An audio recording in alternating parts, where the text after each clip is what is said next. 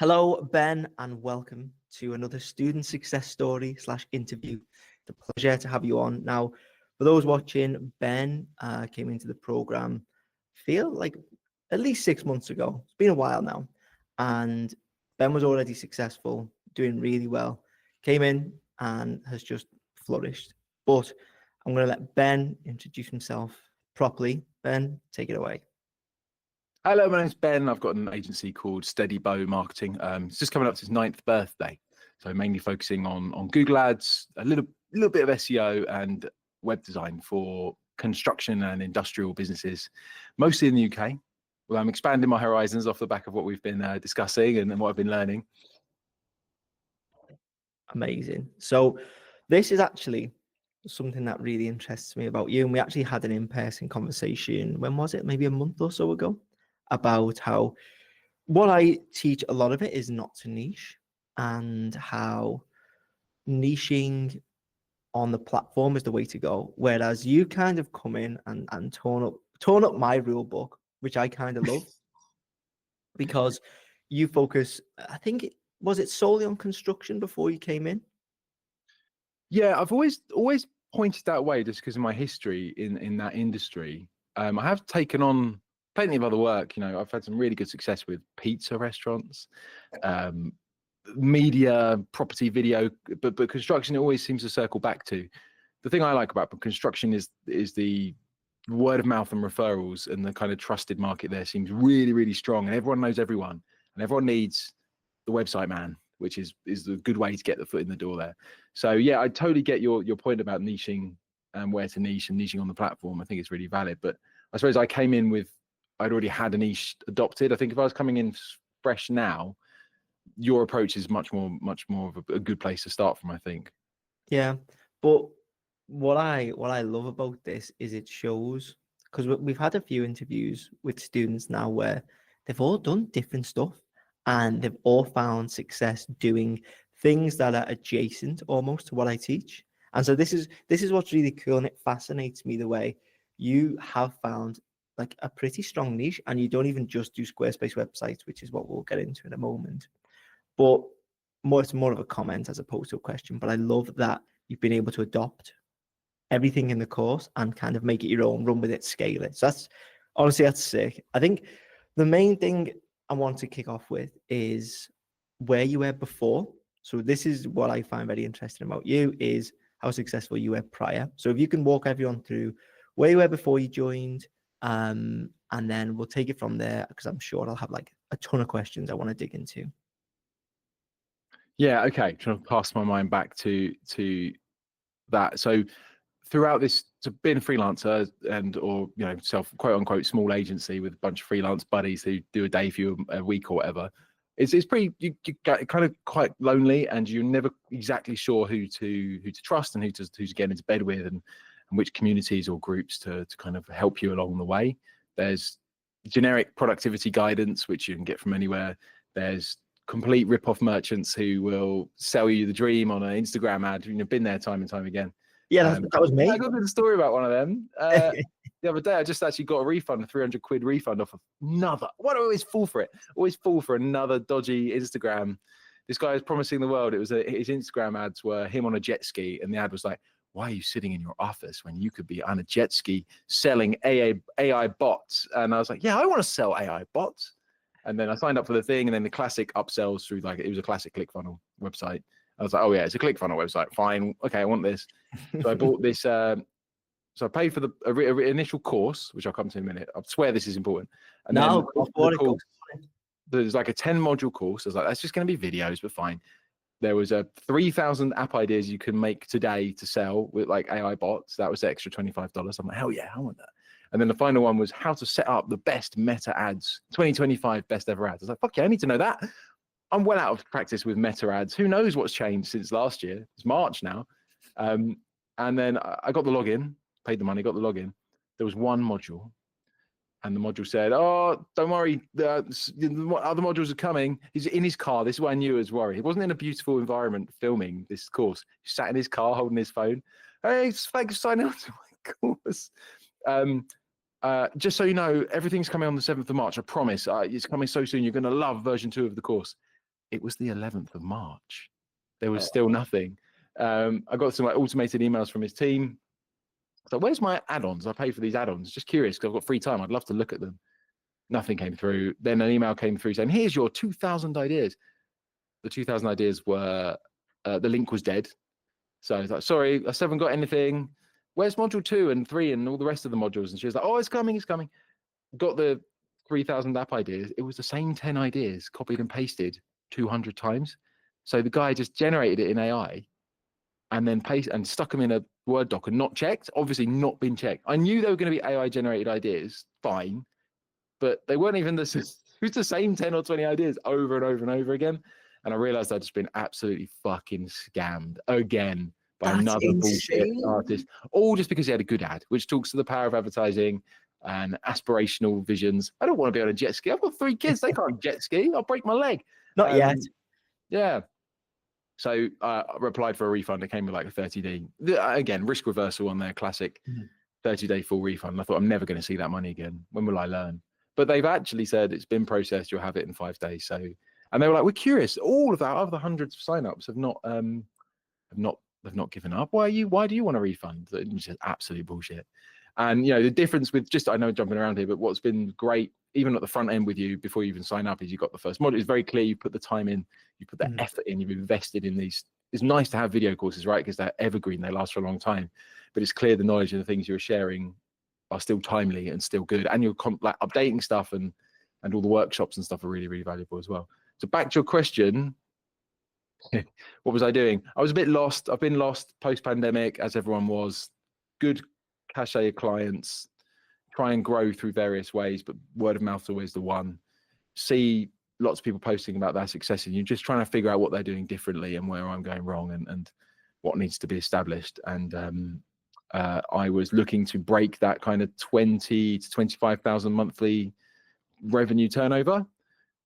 And getting there some months and then other months falling right off, because I'd get like a 1,500 quid website in, build it, maybe 3 of them in 1 month, and they'd all fall apart again. So really just trying to struggle to get over that line, and without a good community, or also for what it's worth, like validation that I was decent after all these years of what I was doing, because you're in other groups that are like accelerators with other people, but sometimes you can really struggle to know that there was no community aspect. So I didn't really have the advice I was giving or receiving, or what people thought of the work I was doing. And yeah, you get a bit lost. It's easy to get lost, and you kind of need some guidance and a community. And that's probably what I needed, which is why I signed up eventually. Yeah, eventually we'll dig into that. I think you actually talked.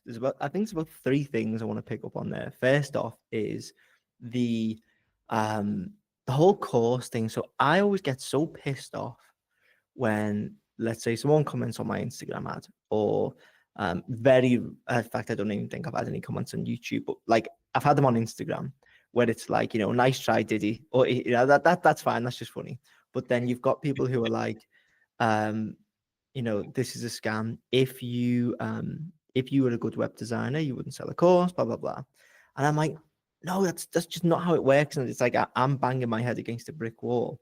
But then I hear about experiences like this with Mr. AI, Mr. Copy and Paste, and I'm like, so that's what everyone else is doing, or that's why everyone's so jaded by the whole course seller shtick, is because most courses aren't courses. It's just some fella doing like a selfie video in his car, and no one has taken the time to put together like an actual like curriculum, actual learning syllabus on the topic. And so it's nice to understand why. And when I hear about this, it makes me a lot more empathetic towards people who are like, yeah, fuck course sellers. So interesting, very interesting. I get it. And also I hope we get your money back, because that's insane to just copy and paste it 200 times. Like, it just means he was like, oh, someone's bought this, I need to generate it. Hey, ChatGPT, come up with, and then the same stuff, and no human checked it. Actually, even doesn't make sense, because GPT would not spit out such shit. It was total madness. Yeah, a lot of them remind me of that classic Simpsons episode where Marge Simpson becomes a piano teacher, and she's just like, just got to stay one lesson ahead of the kid. Just got to stay one lesson ahead. These guys are just like one step ahead. Or the alternative, I signed up for one course, and this was a massive expense, probably about £16,000 spent on this one course over the course of a year. I knew the second I walked in, I was locked in for 6 months, 1,600 quid a month, or whatever it was for 10 months. And I was locked in. I knew in that first week I was having a bad time. And it was not for me. It was a big community, super toxic, super like male focused, toxic course that actually upon entry into the course was nothing like it was sold as. And it was sold through overwhelming testimonials and results, which actually was complete BS once you're in there. That's just, it's nuts to me as someone who actually has, you know, real testimonials and real people. It just seems illegal for such bullshit. Like, yeah, we've got 100 testimonials. Not really, but like sort of. It just, I don't know, gets my back up, and I get why it gets other people's backs up. But the other thing that you touched on was two aspects to the community. There's one thing where you've got like this sounding board. I feel like whenever I do these interviews or whenever I speak to people in person, the main thing is like, do you know what? Sometimes it's nice just to bounce ideas around, or to log on for 20 minutes and just like start writing stuff into the community and start replying to people and start like people will have chats, they'll start subgroups, they'll do all of this thing. And I honestly just did not realize at the start, you know, when I set up the group alongside the course curriculum, I didn't realize this was going to become like almost the main thing. I don't know how you feel about it, but I feel like over time the community becomes like, I don't know, the bigger draw for people to stay in. Like, you know, you've been a success story through the course, but I feel like you're also really active in the group, you know what I mean? Yeah, it suits my personality type, which is like attention seeking, talk too much. Yes, Why I'm unemployable. And last proper salary job I have, I remember being pulled over by the culture was, hey man, we're a really cool modern company. You've got to come and make sure you get to know everyone. And hey, there's a slide in the office, so go down the slide, grab a shake from the shake fridge, go and say hello to everyone. And then like 6 months in, being called up by HR, I'm like, well, the MD's noticed that you're spending a lot of time away from your desk talking to other people. I was thinking, well, I thought that's what I had to do. This is like my favorite bit. I'm still, of course, all my work was done. That didn't matter. Didn't matter at all. Yeah, that's just the kind of person I am. But yes, the community is really strong. Having been in a few, I'm actively in several premium, like paid for communities. This one's super active. Really welcoming, a real good mix of diversity in terms of locations, gender, experience levels, backgrounds, which is really useful. And it's a really good place to learn stuff and put stuff into practice. And the workshops coming out of there, which I've seen more and more. I know you've done it in the past, but seeing the workshops from other specialists within that community of different niche skills, like you've got Diane's course coming up, she's an AI image generation specialist. One of the most wonderful ones I saw just when I first joined the course was an old recording that you had, which was like not part of the course, but in the workshop, from the dude who did all the productivity brain hacking stuff. Yes, Alex. I got from that call, which I wasn't even in the memo. I've got my timer on my desk. I've got Rise time tracker on the desktop, and I've got Opal app blocker and OneSec on the phone. And they've been on there since I joined 6 months ago. Wow, I didn't know that. Like, yeah, and they've made a serious impact. Now it sucks to open Instagram during work hours because I have to do a stupid puzzle, and it's completely changed my like approach on that stuff. So yeah, loads of positives just on the community angle, which is probably, like you say, there's considering there's no like ongoing, it's continuing to grow. There's it's really cool to see that. And it's genuinely nice to go back. I haven't used Facebook for years. It's nice to kind of go back in and skip my granddad's racist posts and go to see what. Now I've got a lovely granddad. Skip my. I haven't got any racist.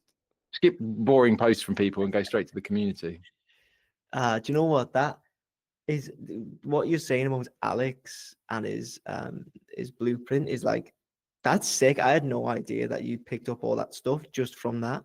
Like, so for those who don't know, those who are watching, we have the main course curriculum. We do live group calls. We have the daily community, but then we have guest speakers. So Ben is literally speaking tonight, like literally doing work tonight on Google. Oh, is that not tonight?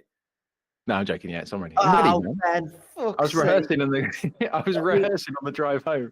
I was like, should I have some slides for this? I haven't got any slides, but I know I've got it nailed. I know what we're going to talk about. yeah, you'll be sweet, but you got me on film, the reacting like an idiot. Ridiculous. But like literally doing a workshop tonight. We've got, as Ben said, the Diane doing the AI workshop. We have financial expert, law expert, my accountant, G Drive, the works. Just a superb mix of people. And what you were saying about the like the diversity of expertise as well. What I find really cool is that you almost start to see group experts in certain things emerge. So like whenever something about AI comes up, it'll be like you or Diane. People will tag you and ask you things. Then you'll have like Upwork where people will tag Keziah or Nick for design stuff. Then you've got like people will tag Henry for SEO. All these, like you've got these different group experts who people can sort of soundboard off, and so you almost have like this little black book or this Rolodex of experts. I love that. Like even I will go to these like people who are technically, my students. They're teaching me stuff, and I love them. I love that. One Yeah. thing I want to ask about, because you, I think, or a lot of people I think are in a similar position to you, where you followed me, I think you said, for like a year before you actually joined. Two questions. What was your like main concern? What stopped you like watching the ad and then just joining? And what was that turning point? Like after a year you went, shit, right, I'm gonna join. Classic like consideration phase, isn't it? And I think it's really interesting because I saw your stuff, nearly pushed the button, and then went over to the 16K total waste of money one, and was like, oh, this is the one. This is more for me because I don't really do much Squarespace, and now the irony is I would have saved the grand on your course if I'd come in 2 years ago and everyone. It's really just so. It's two things probably. One is I think you do a great. So there's this idea that you're meant to. Your Instagram stories are where you show your are a disciplined. This is apparently how you're meant to do things. I try, but it's really hard. Instagram stories where you show you're disciplined and you show you've got good taste. So all right, you don't fucking love Joe and the Juice, we get it, but it shows your discipline, shows that you're locked in, like at a level that I can possibly ever be. And that's probably, so I was an Instagram viewer. I don't think I saw your post or ever thought about your post. And there was a point where you disappeared. I think you got hacked or something, and you disappeared from Instagram for like a long time. And I think at that point I was like, oh, I miss that guy and all his aspirational Rolexes. And we live a very different life. I'm in my late 30s with a family, and but it's still quite interesting to see. I certainly aren't getting those kind of bonsai. I don't even know what bonsai is, but I'm not getting these kind of emails come in at a regular basis like this. And what's he doing that I'm missing? And I'm hearing and seeing some of the interviews, and then that barrier to entry starting to climb, and the urgency to join kind of climbs with it. So I think there's a mix of, for me, it was the right time at the right place, misspending money elsewhere, and feeling mistrustful. The fact you come across really genuine, which is hard to do. It's hard to do while also, like as we've said before, like you have to show that you make money. How do you do that but not come across as a giant wanker? And I think you are the textbook I can think of, and I follow, just for a laugh, several other like marketing dudes who do make them a bunch of money but come across as giant wankers. But you, and who's the dude who does the Upwork profile? Oliver. You two are great at like being like, yes, we print, but we're decent. And you two are on the polar opposite sides of that messaging, like your approach. He's out in the woods doing what the hell he does in the sauna. I don't really know. No, I just follow him, but I just see him like out there. And I was like, wow, that's total opposite to Sam, but in a good way. Like you two are like the city mouse and the town mouse. And so yeah, it was just feeling like that parasocial thing of starting to feel like, I know this guy, I like this guy. And the right time, right place, coming in, realizing more and more. Actually, I was also getting more and more impressed with Squarespace as a platform for SMBs, and realizing I could charge real money to build there. Admitting I was thoroughly sick and tired of WordPress as a small business web platform, and yeah, going from there. Do you know what?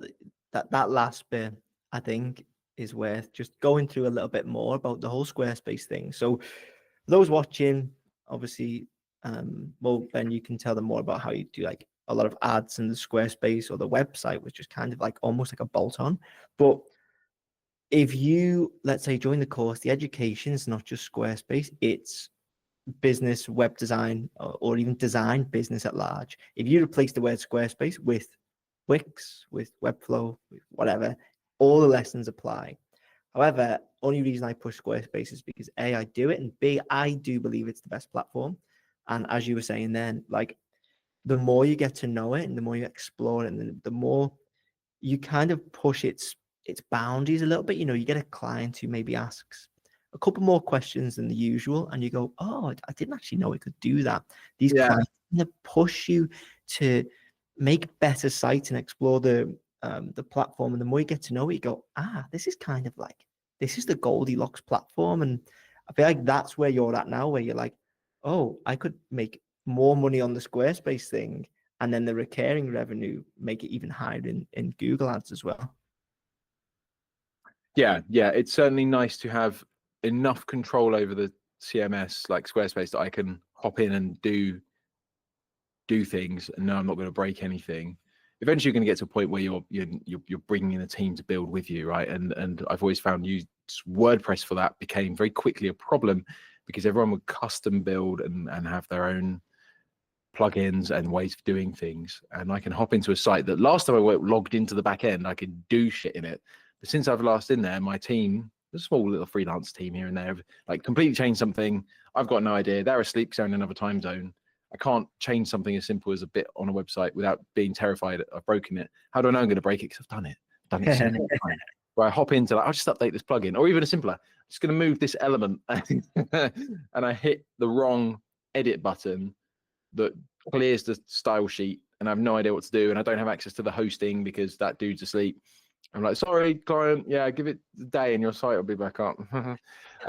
So that's the benefit of Squarespace. Now times are changing fast, and this is where you're completely right. There is a level of what you're teaching within the course, which is nothing to do with Squarespace, and much more about some really good fundamentals that even for me coming in, I think I said to you at the time, just change the topic slightly, that like it was a really good refresher, even for me as like an old haggard near 37, 38 now year old.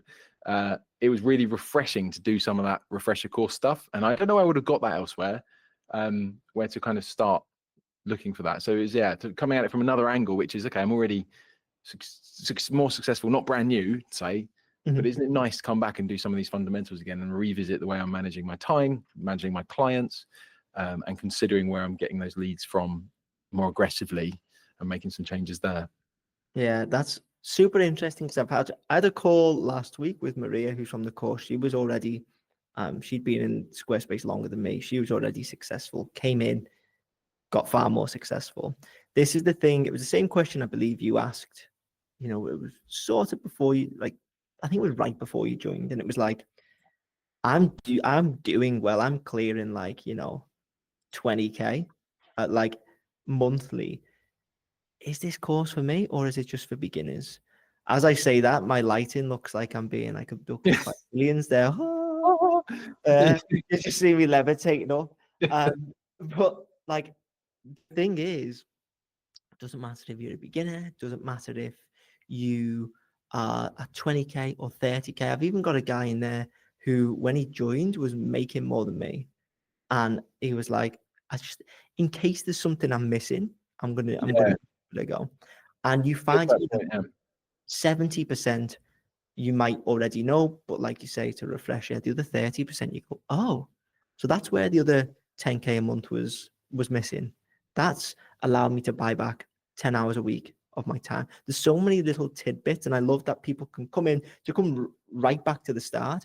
People like you can come in and take bits and bobs and apply their own spin. Like, okay, I say don't niche, but you take all the other stuff and you roll with it and you scale. Like, I fucking love that. I think it's amazing. Yeah, and don't forget that community. Like, I guess the community is such a big draw for me, and it genuinely makes me happy to like hop into Facebook now and then, just see what's going on, and I made some great little contacts in there, and And the meal we had on Saturday, my wife will tell you, like that sent me onto a mad spin. It's Wednesday now. Yeah. I've been applying, like keeping track in Rise. I'm at 16-hour desk days at the moment. It's insane because of the inspiration I've got out of just being there, meeting some of the other people, and what they're thinking about, and what they're doing. You've got heavy hitters that come to this stuff and are in the group, and it's a good reminder that there's the core philosophy at some point is it's not a grind set, but be prepared to put the hard work in and you get the dividends at the end of it without being a toxic masculine grind set, which is the big difference, which you managed to completely swerve. Somehow, I don't know how I've told that line, but yeah, like the meal was sick. And for those again who are watching who don't know, we do in-person stuff. So like meals we're gonna do at Squarespace Circle Day. So in New York, we put on events. There's gonna be a in-person like European retreat, lots and lots of cool shit. Yeah. Oh yeah, the castle. We're gonna get a castle in Spain or a chateau in France. I need to get that in the diary. Make Yeah. sure I got that signed off. Yeah, I know. Yeah, you've got to get the annual leave booked in. Is there a date for that? Sorry, side note. Not yet. So Okay. I have the date for Circle Day. At the moment it's confidential, but it'll probably be. Don't want to say. Well, I'm under NDA, so I can't say anything. But it's probably going to be before. So maybe August. Maybe August. Depends on everyone with like childcare and all that shit. Oh, we're not bringing Obviously, the kids to the castle. well, you Shame. can do. You just gotta leave them. You just gotta leave them at the bottom. In the bottom oubliette. Yeah. So I'll see what everyone can do. I think we'll get about 10 spots, and that'll just be insane. Can't even remember where on earth I was going with that, apart from in-person stuff. Oh yeah, in-person stuff. Just even me when I went back, I was like, do you know what? There are so many cool people that you meet, and it's not just a community. Like it's not just a Facebook group.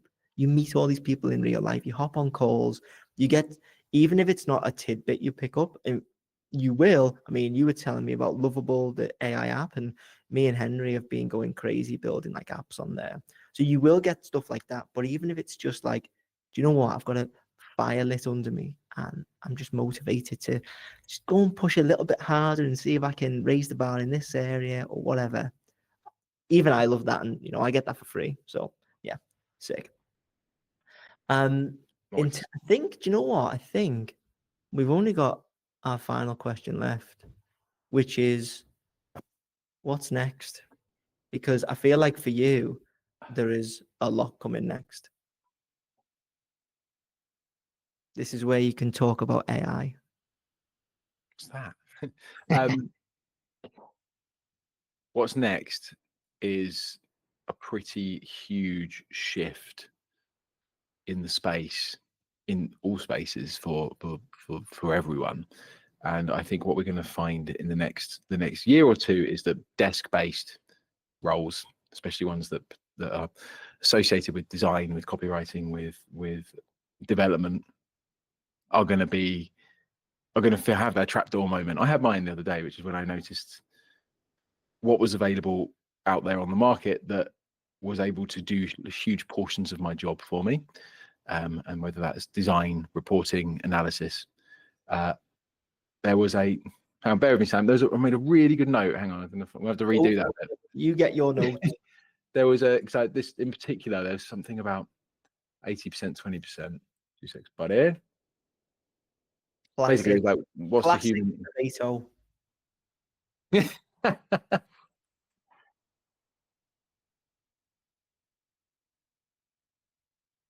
AI.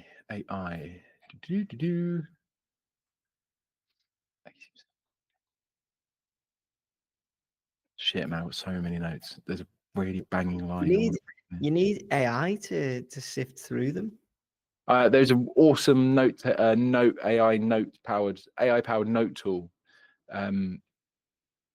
That I forgot the name of that I was looking at. Claude? No, no, it was like I'll show it when I find it. It looked really cool. It's up to this point I haven't got enough AI notes to go. Right, so 80% of that for me. Oh, what's the word I'm thinking of? If I remember the word, I'll be able to find the the thing where the reason you still need humans.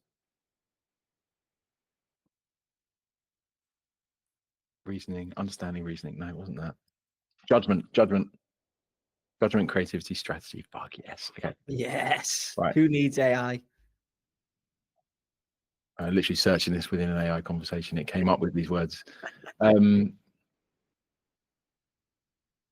Okay. So what's next? Right. We'll go from there. Let's do it. What's next is going to be a pretty fundamental shift in the way that people with desk jobs, creative development, design, manage their workflow. And I think we're going to see a pretty we're in a massively transitional stage, and it's only going to get larger. The mindset most people need to be shifting to right now is, how can I get 80% of the work I do completed using generative AI? And that seems really intimidating, but that mindset shift is going to be really, really fundamental to most people in the situation that I'm in. How can AI handle 80% of this? How can I get AI to handle communication, product management, project management, to-do lists, all of that stuff, leaving me in a place where the only things that I am expending my precious human jelly brain on is judgment through personal taste, through learned taste and understanding of things and experience, and judgment, creativity, again, from my human experience, and strategy. So judgment, creativity, strategy, in my opinion, at this point, are still not AI-able. Everything else is. So how do I get 80% of my work done with AI? And how do I begin that process yesterday? There is no time to fuck about.